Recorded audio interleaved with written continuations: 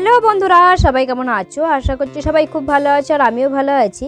আমরা আরেকটি নতুন ব্লগে তোমাদের সকলকে স্বাগত জানাই। এখন বাজে দুপুর 1:30টার মতন আর আজকে ব্লগটা আমি এখন থেকেই শুরু করছি। আশা করছি আজকে ব্লগটা তোমাদের কিছুটা হলেও ভালো লাগবে। তাহলে বন্ধুরা চলো আজকে ব্লগটা শুরু করা যাক। এখন বাজে দুপুর 1:30টার মতন আমরা সবাই মিলে চলে এসেছি মেজো ননদের বাড়িতে খাওয়ার জন্য। আজ আবার মেজো ননদের বাড়িতে নিমন্ত্রণ ছিল আর এসে দেখি বাড়িতে কেউ নেই, বড় ভাসুর ঘুমাচ্ছে আর এদিকে সুবি দেখছি ফোন ঘাটছে। সুবির কাছে জিজ্ঞাসা করলাম সবাই কোথায় গেছে, ও আবার বললো যে সবাই গুড় আনতে গেছে। তাই আবার ওখানে গেছিলাম, ওখানে কাউকে দেখতে পাইনি। দিয়ে যখন রাস্তাতে আসছি তখন দূর থেকে দেখতে পাচ্ছি ওরা হেঁটে হেঁটে বাড়ির দিকে যাচ্ছে। তাই আবার ছোটো ননদকে ফোন করলাম যে তুমি কোথায় আছো, বলছি কি আমি ঘুমাচ্ছি, আমি বাড়িতেই আছি। দিয়ে ওদের সামনে এসে যখন বাইকটা দাঁড় করাচ্ছি ওরা তো দেখে পুরো অবাক, জানো না দিদি তুমি রাস্তায় দাঁড়িয়ে দাঁড়িয়ে ঘুমাচ্ছ, কী ব্যাপার গো? আর দেখো কি অবস্থা, তোমরা শুধু শোনো তাহলে হেসে গড়াগড়ি খাবে। রাস্তা করে থেকে হয়েছে কোথায় ঘুমাচ্ছিলা দিদি, কোথায় ঘুমাচ্ছিলা তুমি?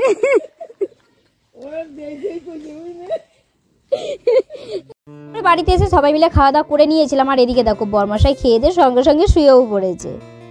তারপরেই দেখো সুবির আর আবির দুই ভাই মিলে কেমন মারপিট লেগেছে। আমি আবার এদিকে ভিডিও করছিলাম, দিয়ে বলছিলাম যে দাঁড়া তোর কাকাকে দেখাবো তোরা কেমন মারপিট করছিলি। একটু রেস্ট নিয়ে তারপর আমরা আবার বেরিয়ে পড়েছি রুমের দিকে। রুমে যেয়ে আবার রেডি হয়ে সবাই মিলে যাব মেলা দেখতে।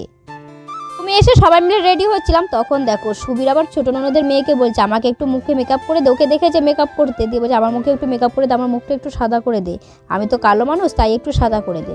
তারপর আবার ও মেকআপ করে দিচ্ছিল আর আমি আবার ভিডিও করছিলাম যে ছেলে মানুষ হয়ে তুই মেকআপ করছিস, কী রে এসব কী? তাই আমি একটু লিপস্টিক লাগিয়ে দাও, একটু কাজল লাগিয়ে দাও, ভালো করে মেকআপ করিয়ে দাও। তারপরে আমরা সবাই মিলে রেডি হয়ে বেরিয়ে পড়েছি মেলা দেখার জন্য। আজ আবার প্রোগ্রাম আছে বিজয়লক্ষ্মী আর এদিকে মমতা শর্মার। তাই আমরা খুব এক্সাইটেড যে কখন মমতা শর্মার আর বিজয়লক্ষ্মীর প্রোগ্রাম দেখব। তারপরে আমরা চলে এসেছিলাম মেলাতে এসে দেখি পুরো মেলা ফাঁকা। আজকে তো মেলা ফাঁকা হওয়ার কোনো কথাই ছিল না, কারণ পুরো মেলা আজকে ভর্তি হবার কথা ছিল। তারপর বরমশাইকে ফোন করলাম যে মেলা এত ফাঁকা কিসের জন্য, আজকে তো প্রোগ্রাম আছে। যে বরমশাই বললো যে আজকে নাকি মমতা শর্মার প্রোগ্রামটা হবে না, মনমোহন সিং মারা গেছেন না, ওর জন্য এই প্রোগ্রামটা ক্যান্সেল হয়ে গেছে। মমতা শর্মা আসবে না শুনে আমাদের সবার খুব মন খারাপ হয়ে গেল। তাই আর কি করব, সবাই মিলে চলে আসলাম পাঁশকুড়ার দোকানে পাঁশকুড়ার চপ খাওয়ার জন্য। আর এদিকে ছোটো ননদও ছিল আজকে মমতা শর্মার প্রোগ্রাম দেখার জন্য, না হলে ছোটো ননদ আজকে বাড়িতে চলে যাবে বলেছিল। আমরা এবার জোর করে রেখে দিয়েছি, বললাম যে না আজকে ভালো প্রোগ্রাম আছে, দেখে তারপরে যাবে। তারপরে আবার অতনু ফোন করলো, দিয়ে বললো যে তাড়াতাড়ি চলে এসো নাগরদোলার সামনে। আমি আর সুবি দুজনে মিলে নাগরদোলায় চাপবো, টিকিট কেটেছি। তাই সুবিরকে নিয়ে তাড়াতাড়ি চলে আসলাম নাগরদোলার সামনে। এদিকে তো অতনু টিকিট কাটা হয়ে গেছিলো, তখনই আবার শুনলাম যে উপর থেকে একটা নাকি নাট খুলে একটা লোকের মাথায় পড়ে গেছে।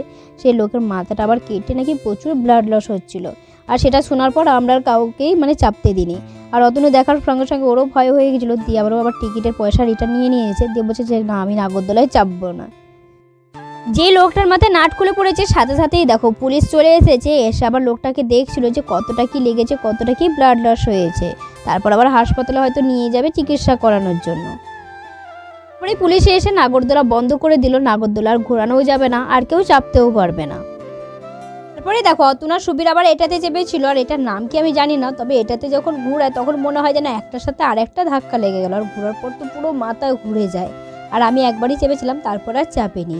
আর এদিকে দেখো বরমশের আবার একটা বন্ধু চেনা পরিচিত আর কি, সে আবার একটা মেয়েকে নিয়ে এসেছে জাপান থেকে। সে আবার দেখো বিষ্ণুপুরের মেলা দেখতে এসেছে, ওরাও এটাতে চাপবে তাই দাঁড়িয়ে আছে। তার আগে একটু বরমশের সাথে কথা বলে নিচ্ছিল।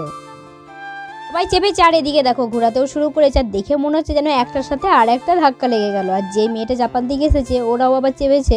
আর এদিকে দেখি যখনই ঘোরাচ্ছে প্রচুর চিৎকার করছে, মনে হয় এর আগে কোনোদিন চাপেনি, ওর জন্য তো ভয় পাচ্ছিল। তাই চেপে তারপর আবার ওরা নৌকোর কাছে চলে এসেছে আর টিকিট কেটে দেখো উপরে উঠে পড়েছে নৌকায় চাপার জন্য। ওদের একটু সাহসটা বেশি তো, তাই ওরা দুজনেই চাপছে। আমরা কিন্তু কেউ আর চাপিনি অত সাহস করে।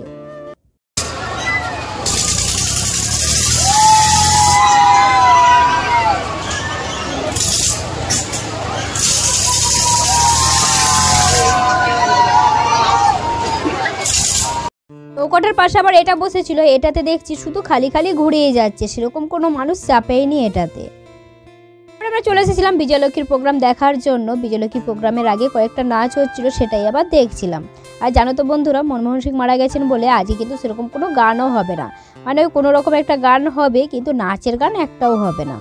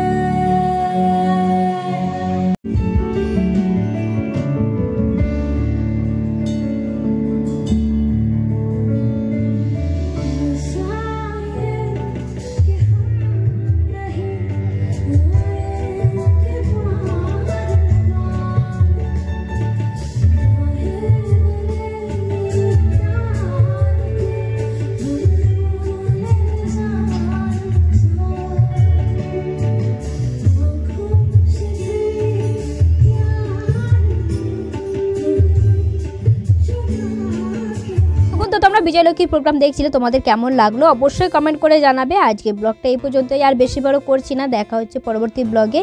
ততক্ষণ তোমরা সবাই ভালো থাকবে, সুস্থ থাকবে। আজকের মতন টাটা সবাইকে।